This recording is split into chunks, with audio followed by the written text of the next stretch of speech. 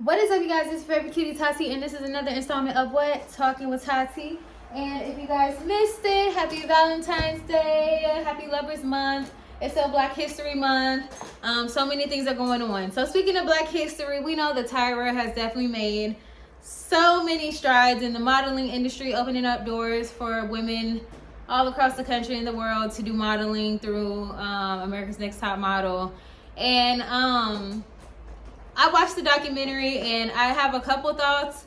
I feel like my thoughts are not as deep as some of the things that I've seen. I recognize that there was a lot of harmful stuff going on. I feel like the worst thing that happened was the situation with the girl who ended up getting R-word after they invited men into their living quarters, which watching that, I was like, why were they invited there? I'm like, if anything, if they wanted to get like some flirty dating situation stuff, I think that they could have set up like maybe rented out a restaurant or something and had the cast go and meet the men out. I don't know why men were invited inside of a home that's designated for all these women. I feel like it kind of takes away some of their agency and choice to see if they even want to be engaged in certain kind of situations, which especially since the girl who had got R-word was already in a relationship. That was crazy. And then I just felt like there was really nothing done to protect her even after the harm was done.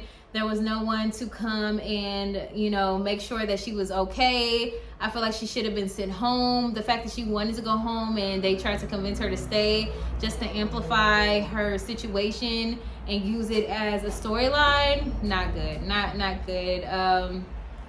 Really not good. I think that it was crazy back in the day, having these women alter themselves to the point of getting dentist work. I remember watching these things, not thinking anything of it as a kid, of course, because you're just watching and you're just like, oh, this is crazy. Like, I guess this is how makeovers were done, which I guess is also a part of the damage, because it's just like being young and impressionable and not even noticing like how toxic a lot of the stuff that's going on, that is happening. There were so many opportunities for good conversations. I remember when one of the girls was talking about how a male model was making her uncomfortable and how there was no protection for her.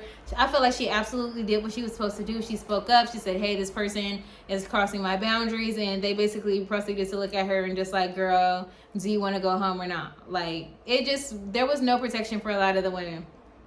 So with this groundwork being set first, knowing how terrible a lot of the situations were, how terrible some of the photo shoot ideas were, I feel like, from what I've gained just from watching the show, because of course I don't know Tyra, I feel like she really was just invested in the success of the show. And I feel like that's kind of what happened with everyone, because I know Jay was talking about how he had several times where he was kind of ready to leave the show because he felt like he was compromising his morals and stuff like this. But it's just like the greater machine was just, let's make the show work. Let's keep going. This is one of the biggest shows, and I feel like a lot of things that start off well-intentioned can go awry when success, money, and power is involved. And just like a lot of things were taken off, a lot of mistakes were made. But like I say, I do give them grace on the fact that the shows back then, it was very real and raw, for real. Like, cameras was on, and I think a lot of experimentation is going on. But you know what? I started to look at the similarities between how they were saying, like, shows have to progressively get more and more salacious, I guess. And I was thinking about how, like, so Love Island, the first time that I watched Love Island was the last season, just because it was so viral. And I was listening and going back to see some of the other seasons, and it's just crazy how you could see that, yeah, when a show is doing good, I feel like it continues to get, it either dies off gracefully and bows out gracefully, or they try to do any and everything to kind of push the boundaries. I feel like the Love Island season that I watched, the last one that had like Olandria and Nick and all that season was so hypersexual, and it made me uncomfortable at times, but also I couldn't look away. It became a good show that I really wanted to watch because it just was interesting to see all the dynamics. But I feel like I see the similarities in how with some shows, like, you have to keep pushing the envelope, and there's a pressure to do that. And I also understand that a lot of people who do TV, whether they're coming on as a like employee or if they're coming on as the talent, a lot of people are hoping for the best and hoping to like expand their situations and leave this place that is perceived to be like the land of milk and honey of opportunities, and leave and change their life for the better. So on one hand, I think that yes, even though a lot of these women were super young, they did have they had some agency. I'm not even gonna say they had all the agency in the world, because you see how they like heavily coerced the girl who was R-worded to stay on the show when she was ready to go. But it's just like, at a certain extent, both sides have to take accountability. The talent has to take accountability for, you know, deciding that, you know, moving forward was more important than whatever they were compromising, whether it was their dentist work, whether it was their hair, whether it was, you know, the treatment that they received on set. Sometimes you do have to choose yourself, but I understand why they didn't.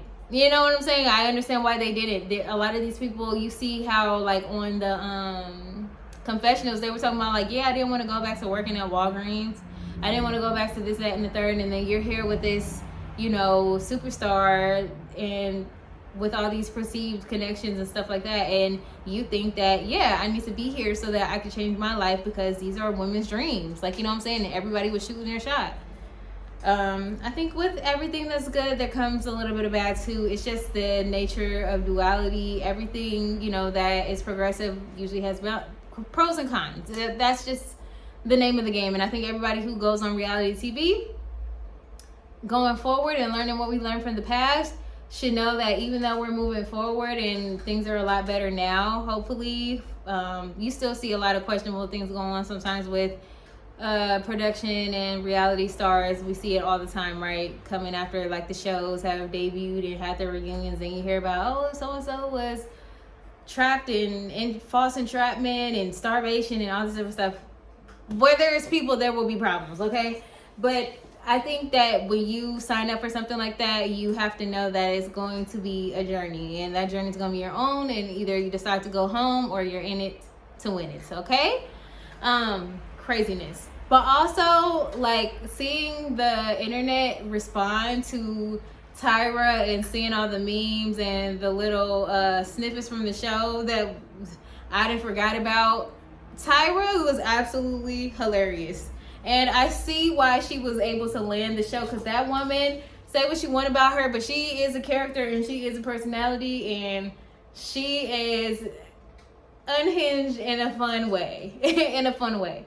But yeah, I think that she should apologize. One thing I really didn't like was how like she didn't go and see Miss J after, you know, she went through what she was going through. She definitely should have pulled up on Miss J.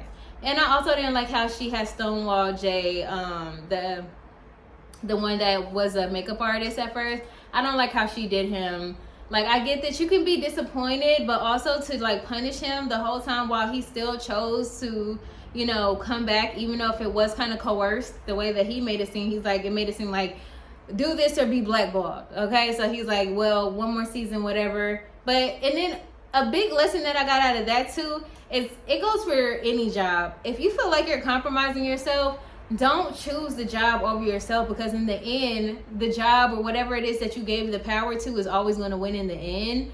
Because if it's not good for you, it's not good for you. And if you have to make sacrifices, if you have to remove yourself, you have to remove yourself, because at the end of the day, as you can see, they were replaced, and he had just got flowers one day and then fired the next.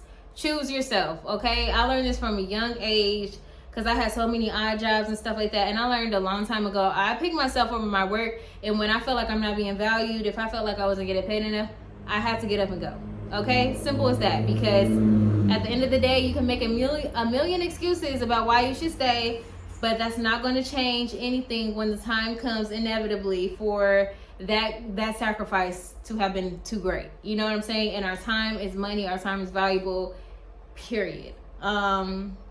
Yes, so I hope you guys enjoyed this talk. Make sure that you guys follow me everywhere at Oh Your Name is Tati. That's on everything. Also follow me at It's the Tati Show, because it's the Tati Show, and we have just completed season 1, and I would love for you guys to go over there and watch and support that season while I gain inspiration for the next season.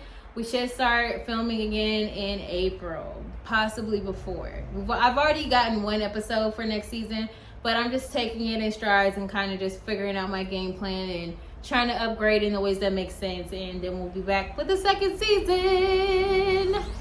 New and improved, okay? I love you guys. And make sure you like the video, hype the video. Doja Cat is coming over here. That's what I'm looking at. Hi, Doja Cat. Everybody want to say hi to Doja Cat? Let's see if I can pick her up. Come here, girl. Woo. Everybody say hi to Doja Cat. This is my sweet girl. I love her purrs. She's just medicine and remedy.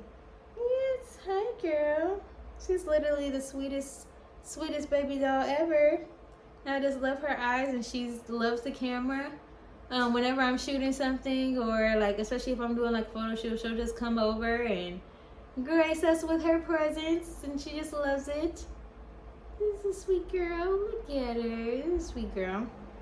All right, I won't hold you guys.